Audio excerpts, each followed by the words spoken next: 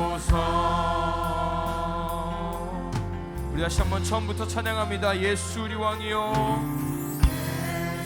우리 왕이여, 이곳에 오소서, 이곳에 오소서. 보좌로 주여 임하사 찬양을 받아 주소서.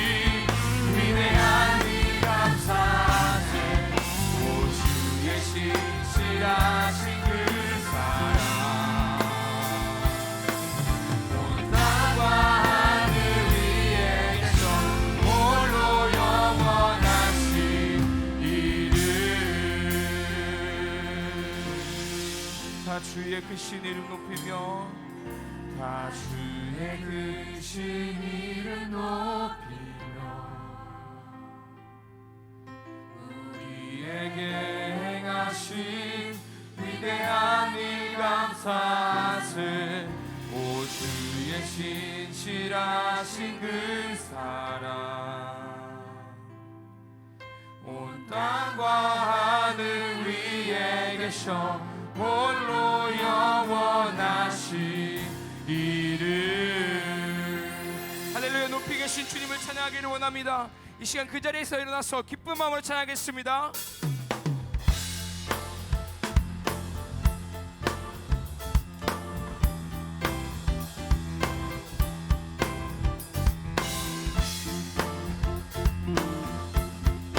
우리에게 오신 예수님을 기쁜 마음으로 Joy to the world 찬양합니다. Joy to the world, the Lord is come. Let earth receive her King.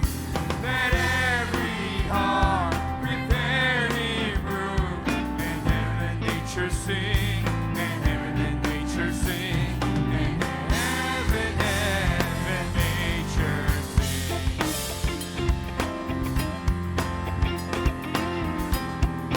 한번 2절의 가사로 주님 돌려드립니다. Joy to the world, joy to the world, the Savior reigns.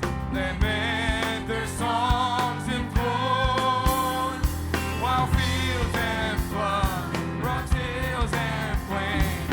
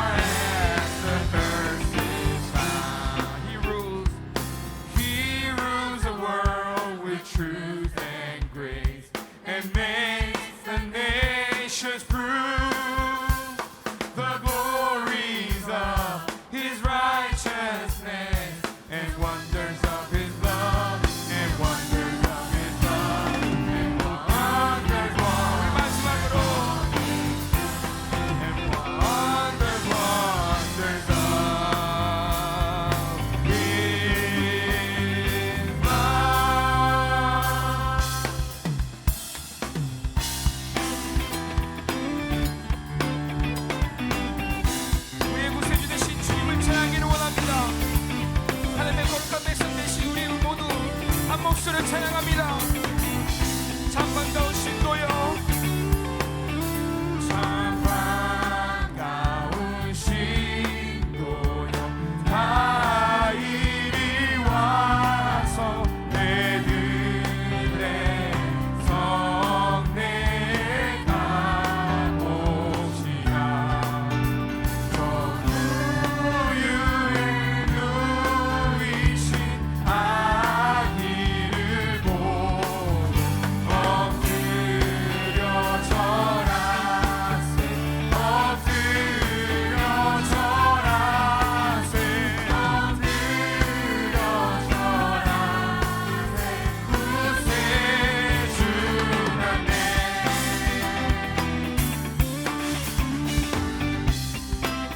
우리 이 자리 가사로 높여드립니다.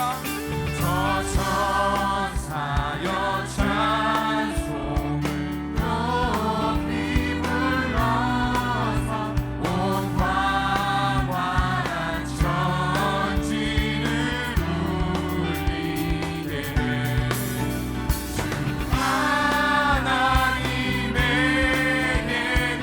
영광 돌리 엎드려 절하세, 엎드려 절하세.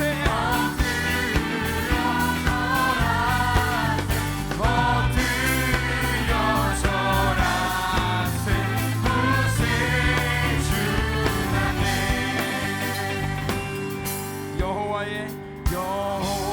여호와의 말씀이 육신을 입어 날 구원할 구주가 되셨도다. 감사의 찬송을 돌려보내고 엎드려 절하세, 엎드려 절하세, 절하세.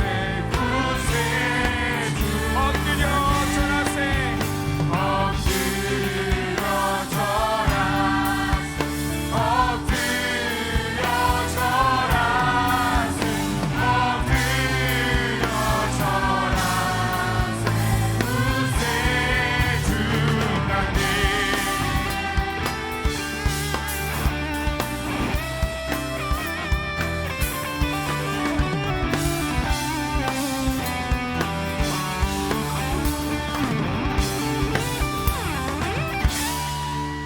할렐루야. 주님을 찬양합니다. 엎드려 절하세, 엎드려 절하, 엎드려 절하세, 엎드려 절하세.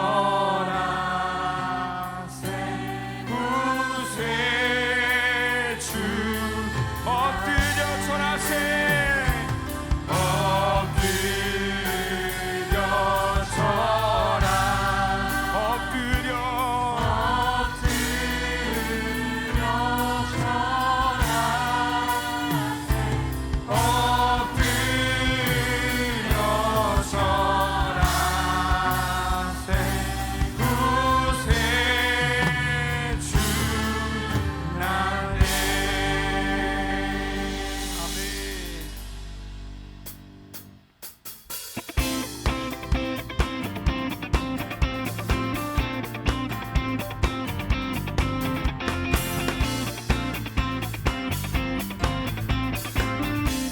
찬양합니다. 천사 찬송하기를,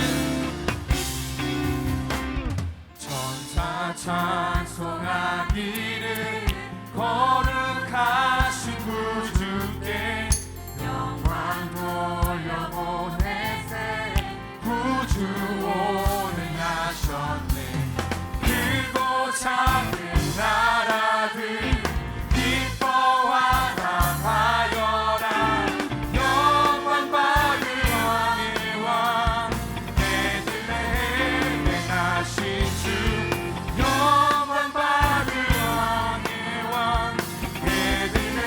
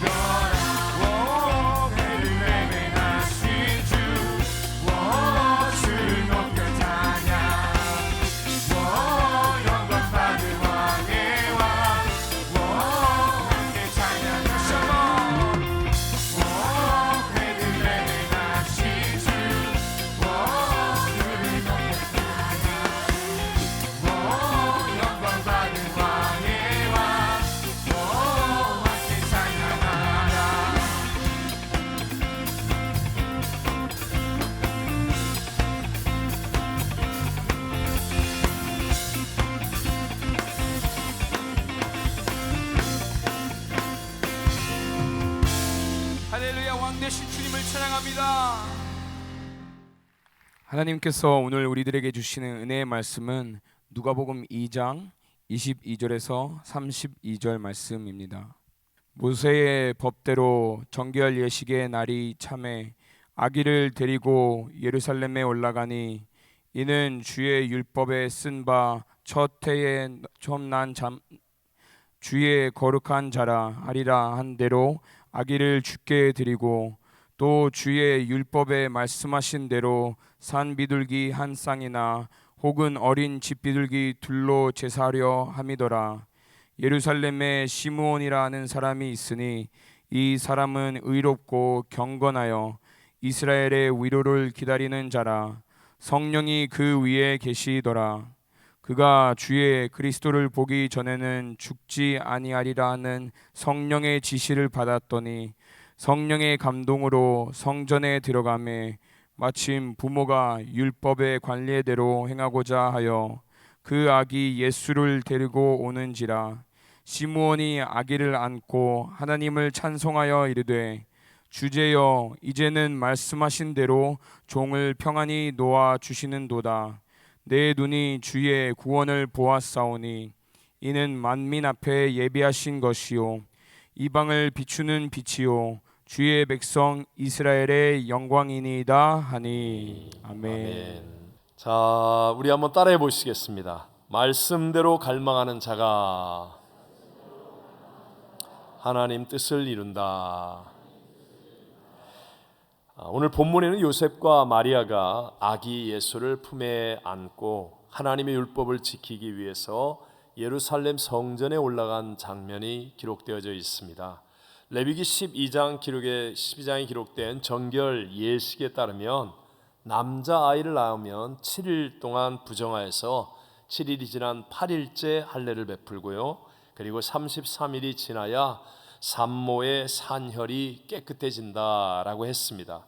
그래서 7일 더하기 33일 해서 40일이 지나면 성전에서 번제로 1년 된 어린 양 한 마리, 또 속죄제로 집비둘기 새끼나 산비둘기를 바쳐야 하는데, 가나안에서 어린 양을 바칠 수가 없을 때에는 산비둘기 2마리나 집비둘기 새끼 2마리로 제물을 드려서 정결함을 받았습니다.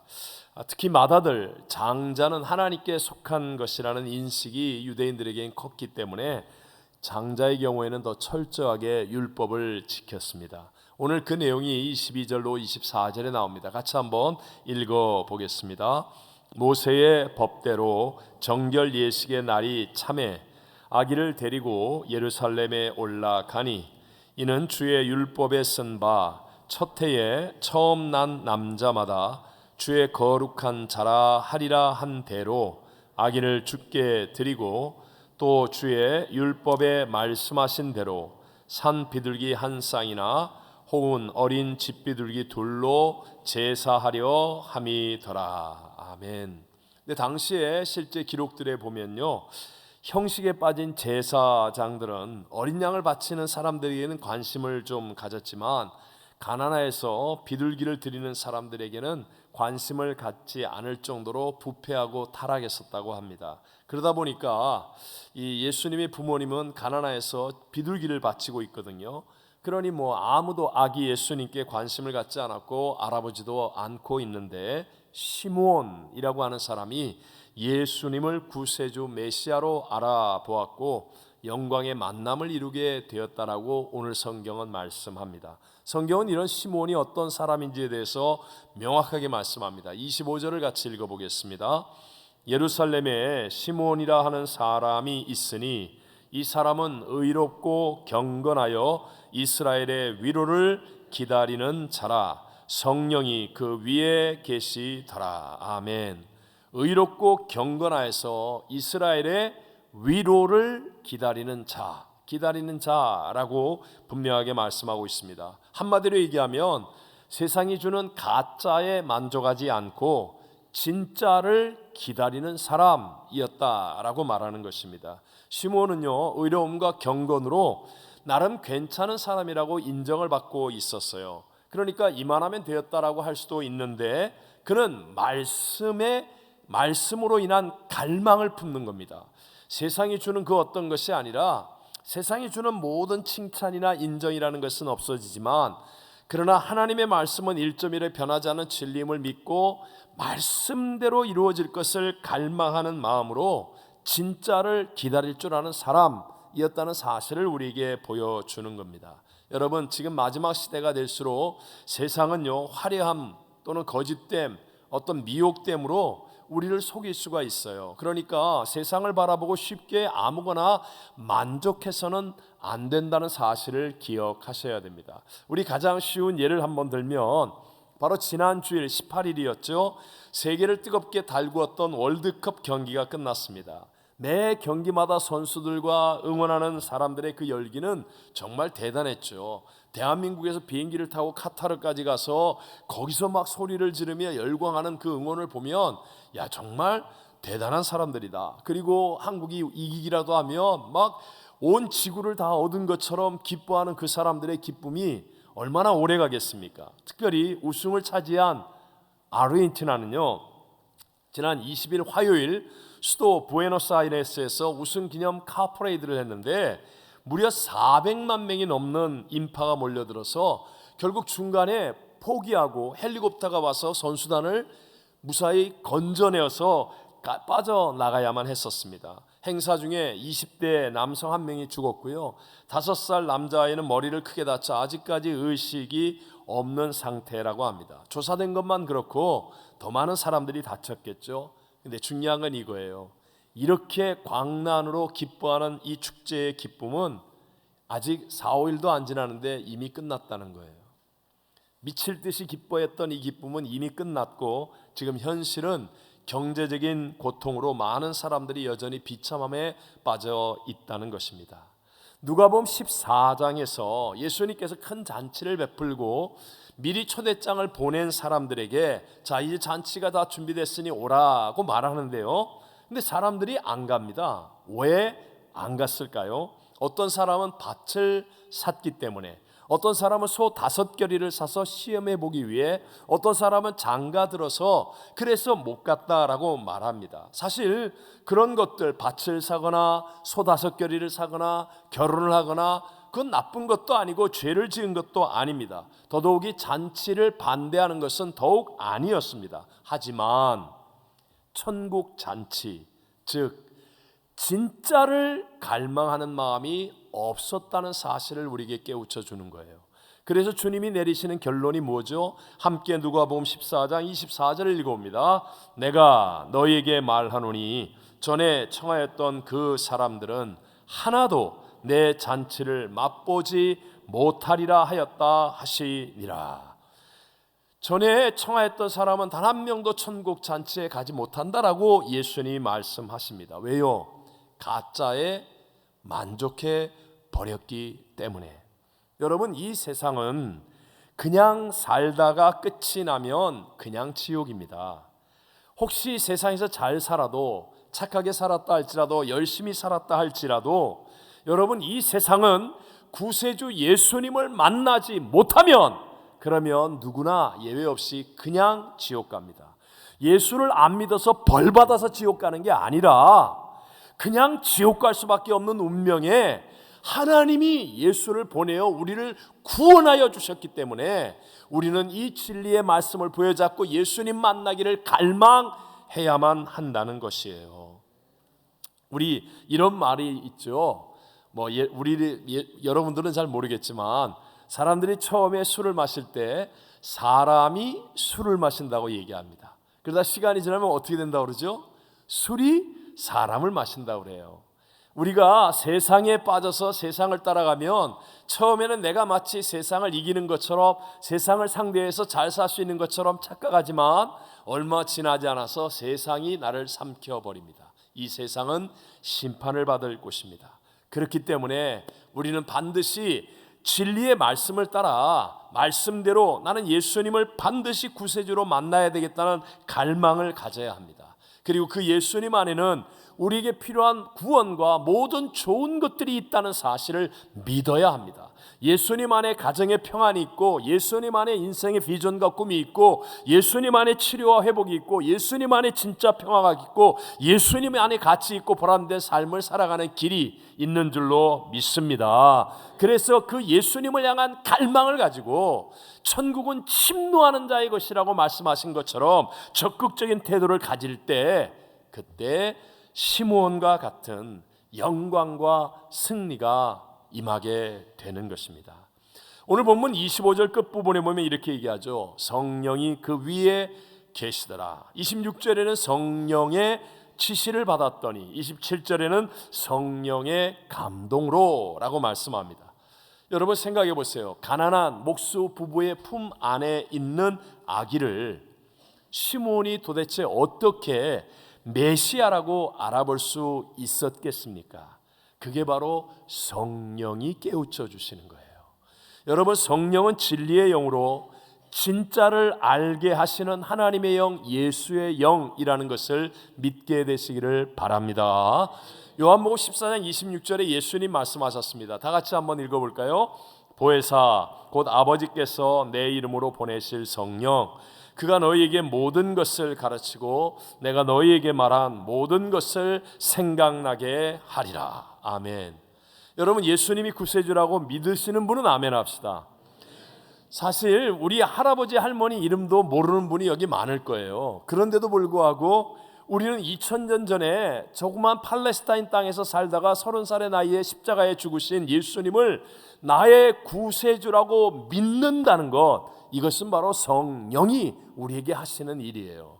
성령이 우리에게 역사하시기 때문에 십자가를 바라보면 눈물이 나고, 예수님이 생각나고, 예수님이 이해되어지고, 예수님을 주목하여 바라볼 수 있게 되고, 예수님과 동행할 수 있게 만들어 주는 것입니다. 여러분, 우리 오늘날 모르는 곳을 갈 때 운전하여 가면서 내비게이션을 우리가 믿고 바라보고 따라가지 않습니까? 만약에 그렇다면 여러분, 내비게이션과 비교할 수 없는 하나님의 영, 예수님의 영이신 성령님은 우리가 더욱 믿고 의지하고 바라보고 따라가야 할 분이라는 것을 믿으시기 바랍니다. 우리 모든 인간은 다 아담의 죄성을 가지고 태어났기 때문에요, 원천적인 욕구 불만이 있습니다. 그래서 아무리 사랑해서 결혼한다 할지라도 둘이서 막 죽고 못 사는 사랑으로 결혼했는데 살아보면 불만이 나오게 돼 있어요. 그렇게 힘들게 들어간 학교, 직장도 다니다 보면 마음에 안 드는 불만족이 생겨날 수밖에 없습니다. 하물며 서로 다른 배경과 환경의 사람들이 모이는 구역, 교구, 거기에는 말할 것도 없지요. 그래서 갈등이 생기고 방황이 생길 수밖에 없는 것입니다. 아니, 도대체 저 사람은 왜 저럴까? 라고 하는 사람이 우리 구역에 한 명 있죠? 없어요? 꼭 있게 되어 있습니다. 아무리 생각해도 이해가 안 되는 사람 있을 수밖에 없다는 거죠. 아마 여기에 계신 분 가운데 어제 저녁이 크리스마스 이브라고 해서 정말 세상에 나아가 멋지게 준비하고 돈도 많이 쓰고 뭐 나름 열심히 놀았다고 생각했는데 오늘 아침에 일어나니까 허전하고 허무하고, 괜히 돈 썼다, 쓸데없이 피곤만 하다, 뭐 이렇게 불만족을 느끼는 분이 두 분 앉아 계시죠? 네. 이게 세상이라는 거예요. 세상에서는요, 내 뜻대로 아무리 모든 것이 다 된다 할지라도 불만족이 생길 수밖에 없어요. 이해되지 않는 고통이 생기고 어려움이 생길 수밖에 없는 것입니다. 인생의 해답은 단 하나입니다. 인생의 해답은 오직 예수 그리스도를 구세주로 만나는 데 있음을 믿으시기 바랍니다.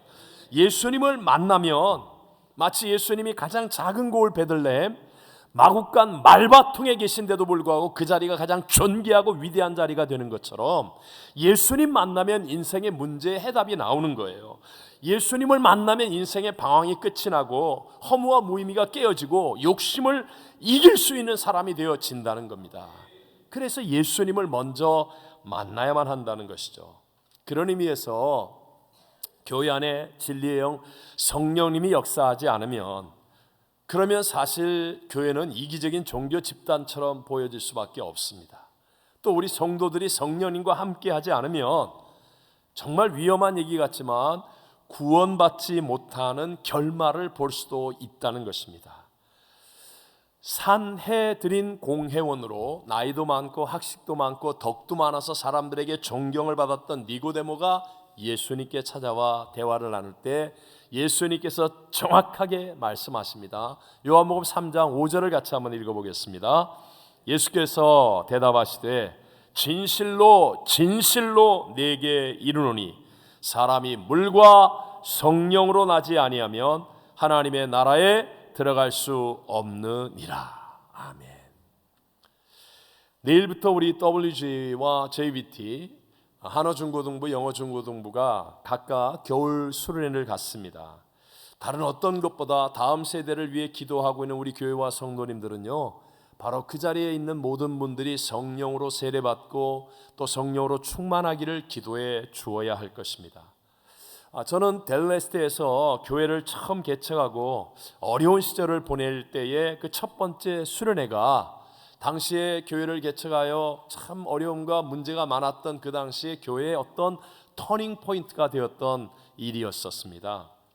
제가 있었던 파라과이 델레스테에서 수도 아순시온까지 5시간 정도의 고속버스를 타고 와서 그리고 그곳에서 털털거리는 시골버스를 갈아타고 비포장 길을 2시간 동안 가서 전기도 들어오지 않는 기도원에서 예배를 드릴 때 그때 정말 놀라운 성령의 임재가 가득했었습니다. 사실 그 자리는요, 거기밖에 갈 수가 없었던 그런 이유가 있었습니다. 근데 얼마나 더운지 전기가 안 들어오니까 선풍기를 켜놨다가도 저녁에 발전기를 돌려서 2시간 이제 예배를 드릴 때 간신히 불을 밝혔는데 뭐 기도하다가 시간이 지나면 발전기를 끄는 거예요. 끌 수밖에 없죠. 용량이 그밖에 안 되니까. 그러면 선풍기가 안 돌아가면 얼마나 더운지. 또 모기는 정말 외식한다고 그 동네에 있는 모기들은 다 와가지고요, 얼마나 쉴 새 없이 물어뜯는지.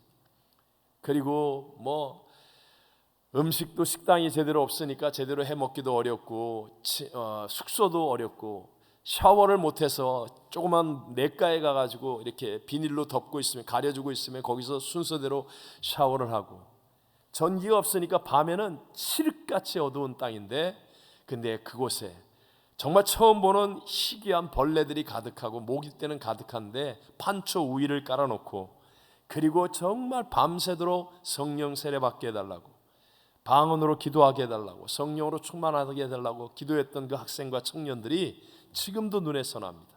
정말 놀라운 성령의 역사가 일어났고 많은 사람들이 은혜를 받았고 방언이 터지고 성령으로 충만해졌었습니다. 사실 그 이후에 지금 많은 세월이 흘렀잖아요. 그 많은 세월이 흐르는 동안에 돌아보면 그 은혜 받았던 성령과 함께했던 사람들에게 우여곡절이 없었던 것은 아니에요. 그런데 그분들을 보면 진짜를 아는 믿음이 되었기 때문에 결국은 정말 위대하게 훌륭한 신앙의 승리자들이 다 되어지더라는 것입니다. 오늘도 마찬가지입니다. 여러분, 성령이 지금 우리 가운데 함께하고 계십니다. 우리의 마음의 문을 열고 나도 성령 세례받고 내 입에서도 방언이 터지고 내가 성령으로 충만해서 정말 눈을 감아도 예수 그리스도가 옆에 계신 분처럼 느껴지고 십자가를 바라보면 나 같은 죄인을 위해 죽으신 하나님의 영광이 체험되어지고 눈물이 흐르고 감격이 넘쳐나고 가슴이 뜨거워지는 우리 주님을 진짜 만나는 은혜의 사람들이 다 되시기를 주의 이름으로 축원합니다. 자, 이렇게 세상의 것이 아닌 말씀을 붙잡고 갈망하여서 성령으로 충만하여 진짜 예수님을 만나면, 진짜를 경험하게 나면 그 다음에 나타나는 변화가 있습니다. 그 확실한 변화가 뭐냐? 이웃이 보이기를 시작해요. 이웃이 보이기 시작하고 복음의 증인이 되는 분명한 사명, 하나님의 뜻을 깨닫게 되어진다는 것입니다. 우리가 이렇게 매일 모여서 예배를 드리잖아요. 예배를 드릴 때도 예배는 먼저 주님과의 개별적인 관계입니다. 1대1의 관계예요. 내 옆에 누가 앉아있든, 내 옆에 사람이 기도를 하든 찬양을 하든 안 하든 뭐 어떤 상황이 있든 상관없이 우리는 예배 드릴 때 주님을 바라보며 주님과 1대1의 관계를 갖습니다. 그래서 저 옆에 있는 사람이 나를 어떻게 생각하든 상관없이 주님이 은혜를 주시면 눈물이 펑펑 쏟아지고 두 손을 들고 찬양을 하게 되고 뭐 방언으로 기도하게 되고 나와 주님과의 관계예요. 이렇게 진짜 주님의 은혜를 체험하고 나면 그 다음에 어떤지 아십니까? 예배가 끝나고 나면 나를 넘어서, 나 개인을 넘어 이웃이 보여지기 시작합니다. 이웃을 향한 배려와 친절의 마음, 용서와 사랑의 마음이 나오기 시작합니다. 이게 진짜 은혜를 받은 사람의 특징이라는 거예요. 시몬이 진짜인 예수님의 영광과 구원을 보고 나니까 그 다음에 나타나는 증거도 동일하게 이웃을 향해 마음이 열려지기 시작하고 이방과 열방이 마음속에 다가오기 시작하는 겁니다. 함께 오늘 본문 30절로 32절을 같이 읽어보겠습니다. 내 눈이 주의 구원을 보았사오니 이는 만민 앞에 예비하신 것이요 이방을 비추는 빛이요 주의 백성 이스라엘의 영광이니이다 하니. 아멘. 우리 이 땅에 오신 예수님께서 가장 작은 고을 베들레헴 마구간 말밥통에서 태어나셨지만, 그러나 그분의 삶의 방향이 어떻습니까? 가장 작고 초라하고 연약한 모습으로 오셨다 할지라도 언제나 이웃을 향해서 방향이 틀어지잖아요. 온 인류를 위해 십자가에서 대신하여 희생하는 그 길을 가시지 않습니까? 그랬기 때문에 예수님의 인생은 위대한 인생이 되었고요, 모든 만물이 그 발 아래 무릎 꿇는 진정한 승리가 일어나게 되었다는 것입니다. 저와 여러분이 가야 할 길이 바로 예수님의 길입니다. 처음에는 나로 시작합니다. 내가 은혜 받아야 됩니다. 그러나 내가 정말 진짜를 만났습니까? 은혜를 받았습니까? 진짜가 무엇인지를 알게 되었습니까? 그렇다면 반드시 나를 넘어서 이웃을 향해서 나아갈 수 있는 사람이 되어져야 한다는 거예요.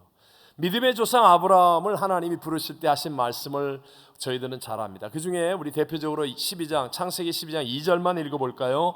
내가 너로 큰 민족을 이루고 내게 복을 주어 내 이름을 장대하게 하리니 너는 복이 될지라. 자, 하나님이 아브라함에게 나타나셔서 그를 부르실 때 그에게 복을 주셔서 큰 민족을 이룬다. 그 다음에 내 이름을 창대케 하리라. 어마어마한 축복의 약속을 해 주시죠. 그런데 그게 끝이 아니라는 거예요. 그게 끝이 아니라 그 다음에 너는 복이 될지라. 이게 뭐예요? 복의 근원이라는 겁니다. 복의 통로라는 겁니다. 네가 이렇게 큰 민족을 이루고 네 이름이 창대해지고 나면 그 다음에 너로부터 말미암아 이웃 모든 사람들이 네가 복받은 것처럼 복을 받게 해야 된다. 그래서 아브라함의 후손인 이스라엘 민족에게 주신 게 제사장의 사명 아닙니까? 하나님을 섬기는, 하나님과 이방 열방, 하나님을 알지 못하는 모든 민족에게 하나님을 증거하는 제사장의 사명을 주시는 거예요. 그런데 이스라엘이 이 사명을 깨닫지 못하고 우리는 선민입니다 하면서 자기들만 생각하고 이웃과 이방인을 멸시하니까 결국은 박살이 나고 버림을 받을 수밖에 없게 된 것이죠.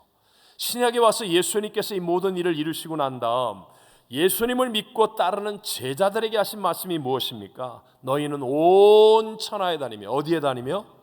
온 천하에 다니며 누구에게? 만민에게 복음을 전파하라. 예수님의 제자들이 누굽니까? 갈릴리 바닷가 출신의 어부들, 별 볼 일 없는 연약한 무리들입니다. 그런데도 불구하고 예수님은 그들에게 너희가 나를 믿지 않느냐?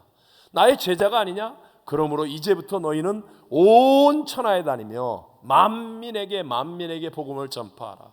마가복음에는 동일하게 모든 민족을 제자로 삼아라고 말합니다. 모든 민족을. 내가 구원을 받았습니까? 내가 예수님을 구세주로 영접했습니까? 그렇다면 그 다음 반드시 나의 구원이 내 이웃에게도 전해져야 한다는 거예요. 내 안에 계신 예수 그리스도가 내 이웃에게 반드시 증거되어져야 이게 진짜라는 거예요. 우리 잘 아는 사도행전 1장 8절의 말씀 있죠? 같이 한번 읽어볼까요? 오직 성령이 너에게 임하시면 너희가 권능을 받고 예루살렘과 온 유대와 사마리아와 땅 끝까지 이르러 내 증인이 되리라 하시니라. 아멘. 여러분, 이 자리에 성령 하나님이 우리와 함께하고 계신 것을 믿으시면 아멘 합시다.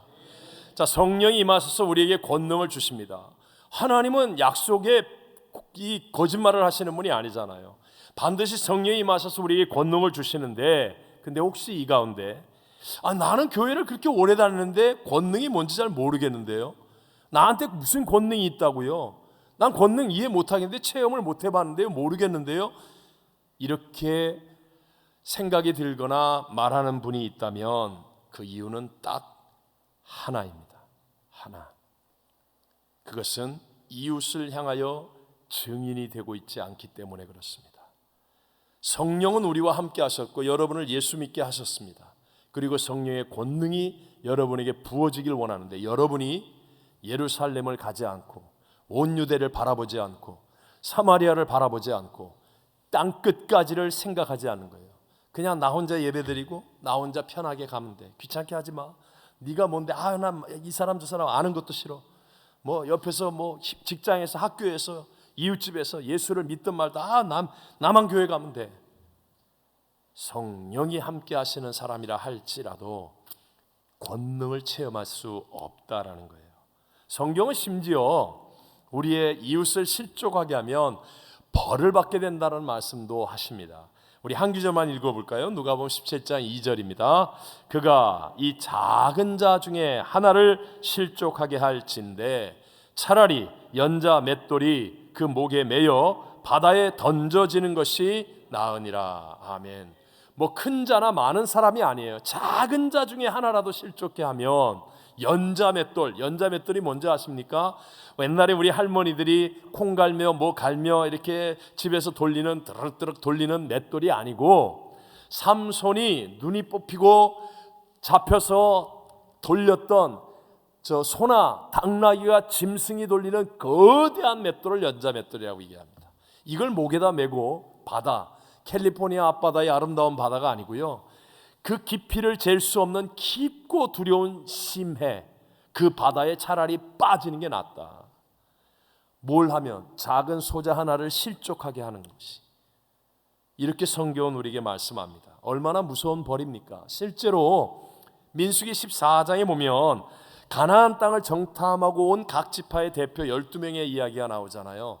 다 똑똑한 사람이고 훌륭한 사람이고 탁월한 리더십의 사람들이었습니다. 근데 놀랍게도 그 12명 가운데 여호수아와 갈렙을 제외하고 10명이 그 자리에 죽습니다.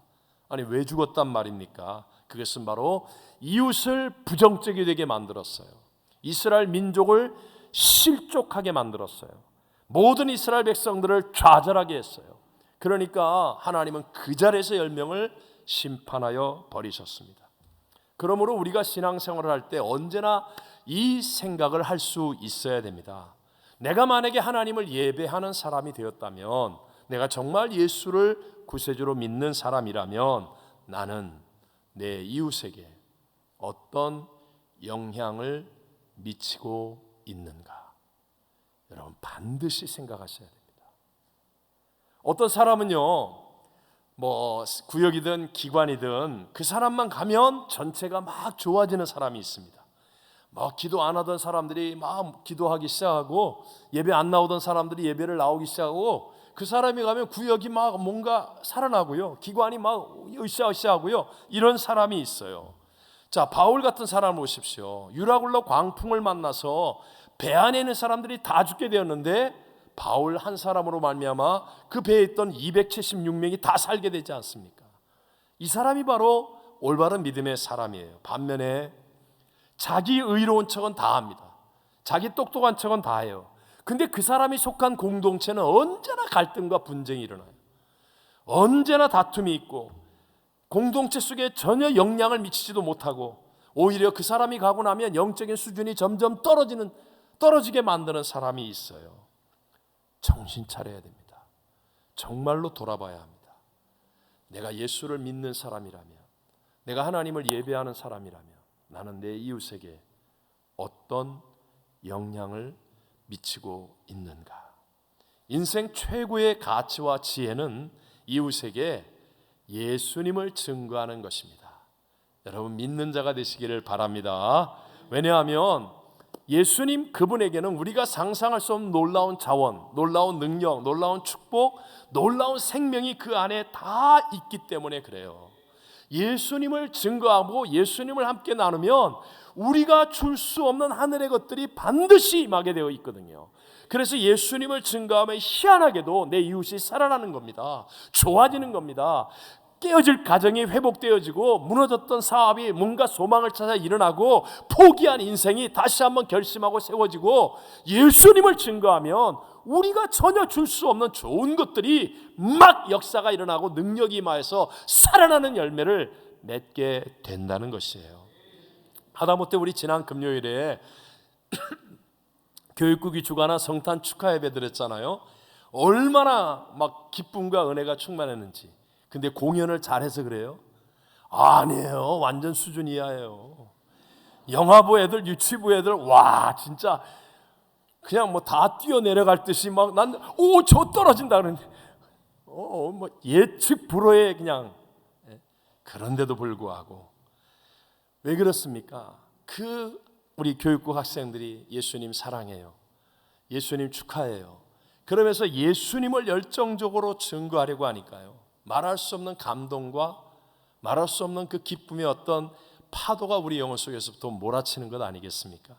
저희 교회가 단기 선교 아니면 뭐 실버 드림 대학, 하늘 향기, 성수화를 돕는 일, 이 많은 일들을 통해서 무엇보다도 예배 때마다 중보기도를 통해서 이웃을 향해서 문을 열고 예수를 증거하는 것, 이것 때문에 바로 하나님의 기쁨이 가득하고 하나님의 권능이 교회 안에 넘쳐 흐르고 있는 줄로 믿습니다.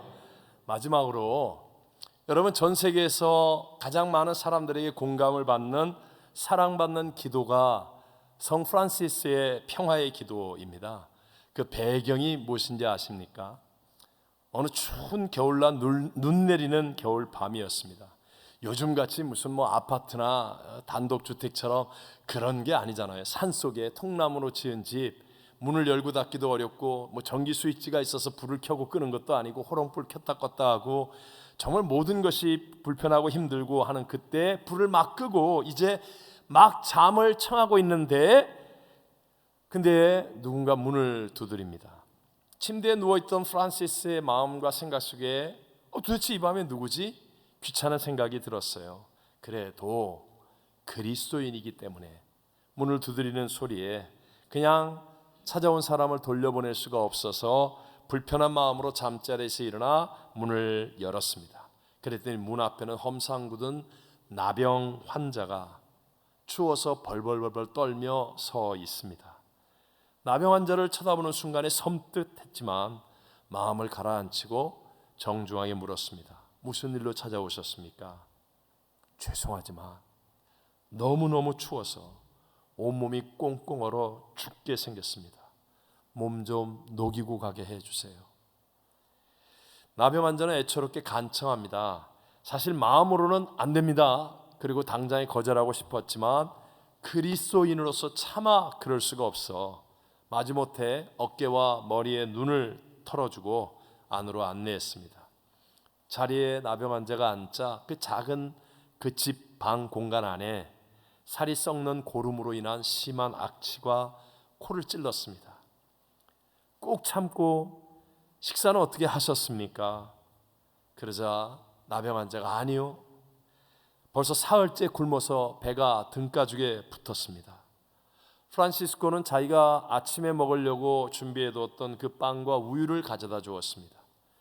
식사 후에 이제 몸이 좀 녹았으니까 빨리 나가주기를 은근히 기다리고 있는데 나병 환자는 나가기는커녕 기침을 막 콜록콜록이면서 오히려 이렇게 부탁을 합니다. 성도님, 지금 밖에 눈이 너무 많이 내리고 날이 추워서 도저히 가기가 어려울 것 같으니까 하룻밤만 좀 재워주면 안 되겠습니까? 이 염치가 없는 나병 환자에게 막 우라가 막 치밀어 오르지만 그래도 성도가 어떻게 하겠습니까? 할 수 없지요. 누추하긴 하지만 여기 침대에서 하룻밤 주무시고 가세요. 마지못해 승낙을 하고 하나밖에 없는 그 작은 침대에서 자기가 물러나 자기는 맨바닥에서 자려고 했습니다. 밤이 조금 더 깊어지자 나병 환자가 또다시 엉뚱한 제의를 합니다. 성도님, 제가 몸이 너무 얼어 추워서 도저히 잠을 잘 수가 없어요. 미안하지만 성도님 체온으로 제 몸을 좀 녹여주시면 안 되겠습니까? 어처구니 없는 이 나병 환자의 요구에 당장의 자리에서 일어나 그냥 내쫓아 버리고 싶었지만 갑자기 예수님이 자신을 위해 희생하신 십자가의 은혜가 생각이 나는 거예요. 그래서 꾹 참고 또 참고 그의 요구대로 나병 환자를 꼭 안고 침대에 누웠습니다. 도저히 잠을 못 이룰 것 같았다고 생각했는데 순식간에 잠을 잤고 꿈속에 빠져들었습니다. 꿈속에서 주님이 기쁘게 자신을 바라보며 웃고 계셨습니다. 프란시스코야, 나는 내가 사랑하는 예수란다. 네가 나를 이렇게 극진히 대접했으니 하늘에서 상이 클 것이다. 깜짝 놀랐습니다. 주님, 내가 아무것도 한 것도 없는데요. 주님께 드린 게 뭐가 있어요? 꿈속에서 주님의 모습을 보고 너무 놀라서 벌떡 일어났더니 벌써 날이 밝은 아침이 되어 있었습니다. 근데 침대에 같이 자고 있던 나병 환자는 온데간데 없습니다. 썩어 냄새나는 침대라고 생각했는데 오히려 향긋한 냄새만 가득합니다. 향기가 가득할 뿐만 아니라 흔적조차도 없이 깨끗하게 정리가 되어 있습니다. 그때서야 깨달았습니다. 아, 주님이셨군요. 주님이 나같이 부족한 자를 찾아오셨군요. 감사합니다. 그 순간에 프란시스코가 무릎을 꿇고 기도한 것입니다. 바로 이 기도가 전 세계 사람들에게 가장 많은 공감받고 존경을 받는 프란시스코의 평화의 기도입니다. 중요한 것은요, 프란시스코에게 이웃을 보는 눈이 뜨여졌고 마음이 열렸고 그리고 예수님의 사랑을 증거하는 증인이 되었다는 것이에요. 이게 중요한 것입니다. 여러분, 함께 우리 한번 이 평화의 기도 같이 읽어볼까요? 다 같이 한번 읽어봅시다. 주여, 나를 평화의 도구로 써 주소서. 미움이 있는 곳에 사랑을, 다툼이 있는 곳에 용서를, 분열이 있는 곳에 일치를, 의혹이 있는 곳에 신앙을, 그릇됨이 있는 곳에 진리를, 절망이 있는 곳에 희망을, 어둠이 있는 곳에 빛을, 슬픔이 있는 곳에 기쁨을 가져오는 자 되게 하소서. 위로받기보다는 위로하며, 이해받기보다는 이해하며, 사랑받기보다는 사랑하게 하여 주소서. 우리는 줌으로써 받고 용서함으로 용서받으며 자기를 버리고 죽음으로써 영생을 얻기 때문입니다. 아멘. 아멘. 여러분, 저 우주 만물을 창조하신 하나님이신 예수님은 구약 성경에 예언하신 말씀대로 이 땅에 오셨습니다.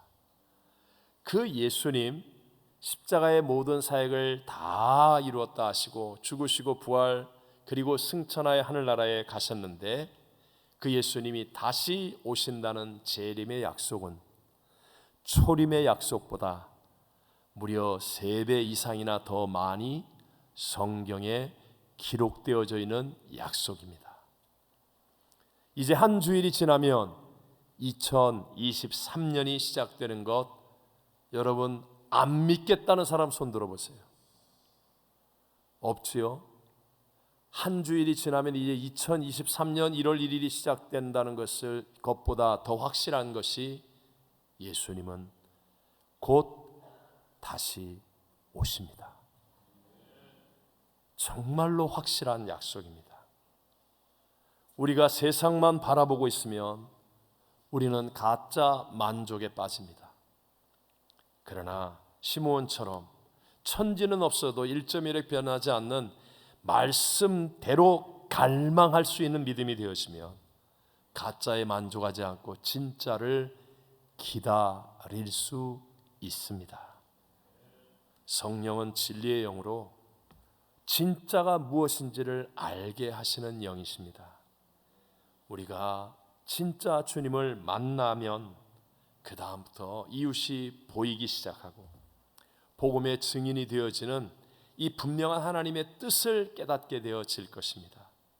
영원한 상급이 있는 인생 최고의 가치와 지혜는 우리의 이웃들에게 예수님을 증거하는 것임을 믿으시고 말씀대로 갈망함으로 하나님의 뜻을 이루어가는 복 있는 저와 여러분이 다 되시기를 주의 이름으로 축원합니다. 축원합니다.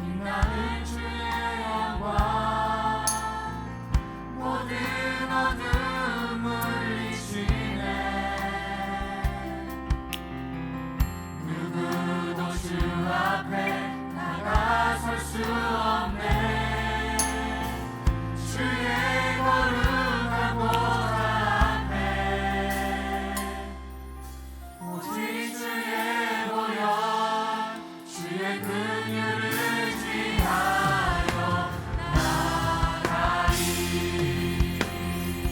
왕 되신 주 앞에 나 경배합니다. 주님만 찬양받기 합당하시니 그 존귀와 영광 홀로 받으소서.